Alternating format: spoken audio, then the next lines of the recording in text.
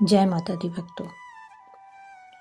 पौराणिक एवं धार्मिक कथाओं के अंतर्गत आज करवा चौथ के व्रत के दिन पढ़े जाने वाली 4 कथाओं का मैं आपको श्रवण कराती हूँ, जो कि इस तरह से हैं।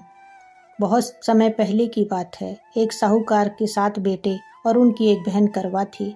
सभी 7 भाई अपनी बहन से बहुत प्यार करते थे, यहाँ तक कि वे उसे पहले खाना खिलाते और बाद में स्वयं खाते थे। एक बार उनकी बहन ससुराल से मायके आई हुई थी। शाम को भाई जब अपना व्यवसाय बंद करके घर आए तो देखा उनकी बहन बहुत व्याकुल थी। सभी भाई खाना खाने बैठे और अपनी बहन से भी खाने का आग्रह करने लगे, लेकिन बहन ने बताया कि आज उसका करवा चौथ का निर्जल व्रत है और वह खाना सिर्फ चंद्रमा को देखकर उसे अर्घ्य देकर ही खा सकती है। चूँकि चंद्रमा अभी तक नहीं निकले थे, इसलिए वह भूख प्यास से व्याकुल हो उठी थी।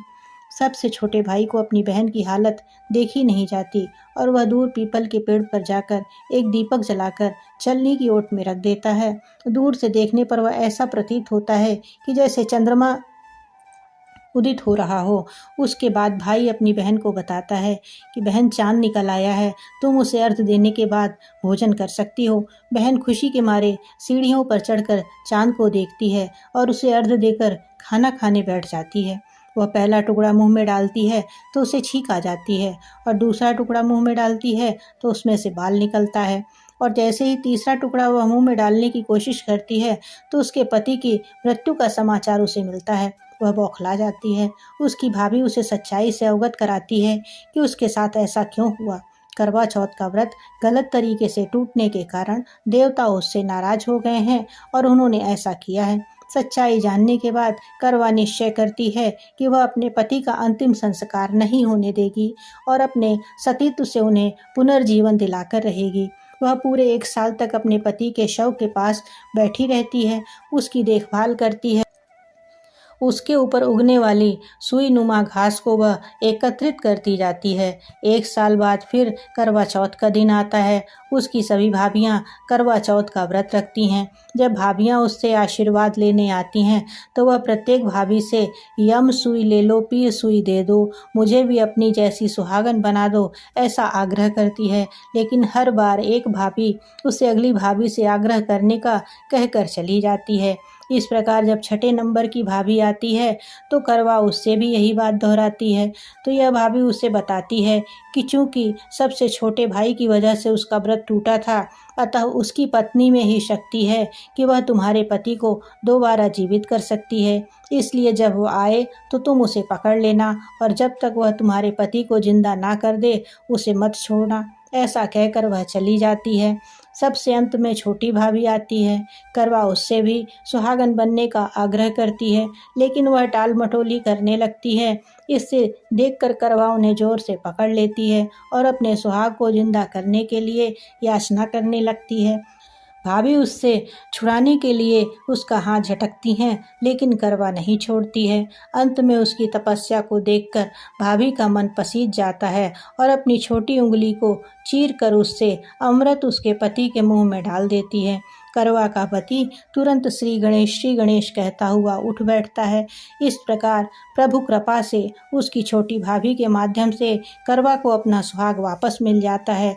हे श्री गणेश जी, माता गौरी, जिस प्रकार आपने करवा को चिर सुहाग का वरदान दिया है, वैसे ही सब सुहागनों को देना। जय माता करवा की। करवा चौथ की दूसरी कथा इस प्रकार से है। एक समय की बात है, एक करवा नाम की पतिव्रता स्त्री अपने पति के साथ नदी के किनारे के गांव में रहा करती थी। एक दिन उसका पति नदी में स्नान करने गया। स्नान करते समय वहां एक मगर ने उसका पैर पकड़ लिया। वह मनुष्य करवा करवा कह के अपनी पत्नी को पुकारने लगा। उसकी आवाज़ सुनकर उसकी पत्नी करवा भागी चली आई और आकर मगर को कच्चे धागे से बांध दिया। मगर को बांधकर यमराज के यहाँ पहुंची और यमराज से कहने लगी कि हे भगवान, मगर ने मेरे पति का पैर पकड़ लिया है। उसे मगर को पैर पकड़ने के अपराध में आप अपने बल से नरक में ले जाइए। यमराज बोले, अभी मगर की आयु शेष है, अतः मैं उसे मार नहीं सकता। इस पर करवा बोली, अगर आप ऐसा नहीं करोगे तो मैं आपको श्राप देकर नष्ट कर दूंगी। सुनकर यमराज डर गए और उस पतिव्रता करवा के साथ आकर मगर को यमपुरी भेज दिया और करवा के पति को दीर्घायु कर दिया। हे करवा माता, जैसे आपने करवा के पति की रक्षा की, वैसे सभी के पतियों की रक्षा करिएगा। जय करवा माता की। करवा चौथ की तीसरी कथा इस प्रकार से है। एक बार पांडुपुत्र अर्जुन तपस्या करने नीलगिरी नामक पर्वत पर गए। इधर द्रौपदी बहुत परेशान थी। उनकी कोई खबर न मिलने पर उन्होंने भगवान कृष्ण का ध्यान किया और अपनी चिंता व्यक्त की। भगवान कृष्ण ने कहा कि बहना, इस तरह का प्रश्न एक बार माता पार्वती ने शंकर जी से भी किया था। तब शंकर जी ने माता पार्वती को करवा चौथ का व्रत बतलाया। इस व्रत को करने से स्त्रियां अपने सुहाग की रक्षा हर आने वाले संकट से वैसे ही कर सकती हैं जैसे एक ब्राह्मण ने की थी। प्राचीन काल में एक ब्राह्मण था, उसके 4 लड़के एवं एक गुणवती नाम की लड़की थी। एक बार लड़की मायके में थी, तब करवा चौथ का व्रत पड़ा। उसने व्रत को विधि पूर्वक किया। पूरे दिन निर्जला रही, कुछ भी खाया पिया नहीं। पर उसके चारों भाई परेशान थे कि बहन को प्यास लगी होगी, बहन को भूख लगी होगी और बहन चंद्रोदय के बाद ही जल ग्रहण करेगी। भाइयों से रहा न गया।